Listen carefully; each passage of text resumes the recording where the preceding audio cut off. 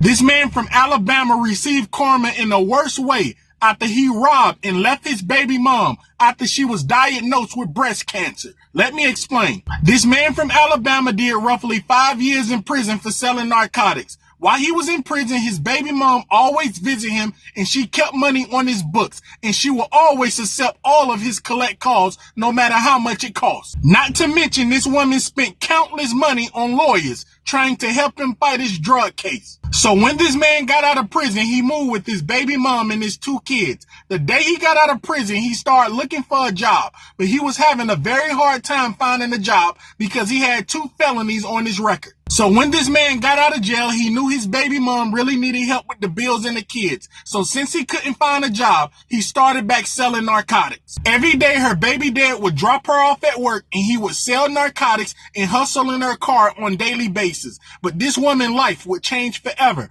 one day when she was getting ready for work. So one morning, this woman was getting ready for work and she was about to take a shower. And when she was about to take a shower, she noticed she had lumps on her breast and she had swelling around her breasts. She got very scared, so she called her primary care doctor to set a doctor's appointment to see what was going on. So when this woman went to the doctor for the lumps and the swelling around her breast to see what was going on, they did a lot of tests on her, and that's where she found out she had breast cancer. She was devastated. 2 months after she found out she had breast cancer, the doctors did surgery on her to try and remove as much cancer as possible. Roughly 3 months after this woman had surgery, she started chemotherapy. So while this woman was fighting breast cancer, fighting for her life, having surgery, on chemotherapy, her baby father was using her cards, using her money to buy narcotics and resell. He also would get very drunk and he would start yelling and hitting the kids. Also, he was supposed to take the kids to school every morning.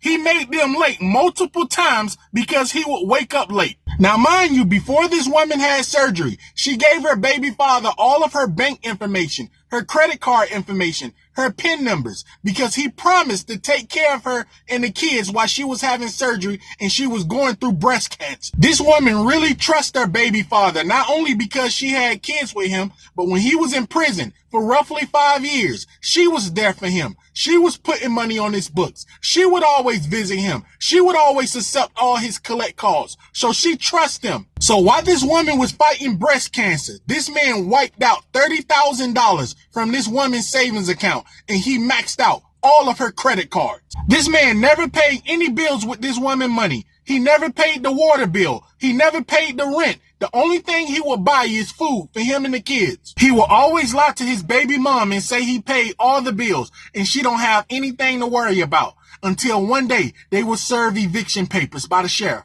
They end up getting evicted out of their 3-bedroom townhome while this woman was on chemo. When they got evicted, this woman and the kids had to move back with her mother. She was very embarrassed and shocked. Nothing made sense to this woman because she thought her baby father was paying all the bills. When they were served with eviction papers, the baby father hid the eviction papers. He tore the note off the door. One day they just got evicted. So when this woman got evicted and she started investigating, checking all of her accounts, her credit cards and everything, she found out her credit cards was maxed out. Her bank account was empty. She called her baby father crying, asking him what the hell is going on. The baby father then started telling the baby mom a bunch of lies. She then said she's contacting the police and she's going to tell them he robbed and scammed her while she was sick in and out the hospital fighting breast cancer. When she told the baby father she was going to the police, the baby father ghosted her and stole her car. Remember, he was on parole. He didn't want to go back to jail. Now, mind you, the baby father was able to steal the baby mother car because he used her car on a daily basis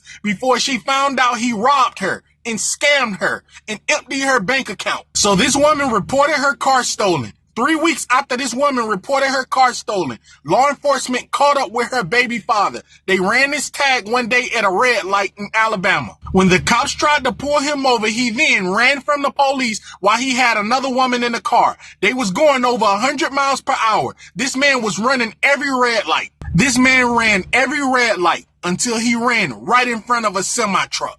When the semi-truck hit this woman's baby father, it crushed her Honda Civic. The woman in the car and her baby father died. Both of their bodies was twisted and balled up in the car. Law enforcement had to cut their bodies out of the car. Their body parts was scattered all over the road. When you do wrong in life, you can run, but it's only a matter of time before karma catch you.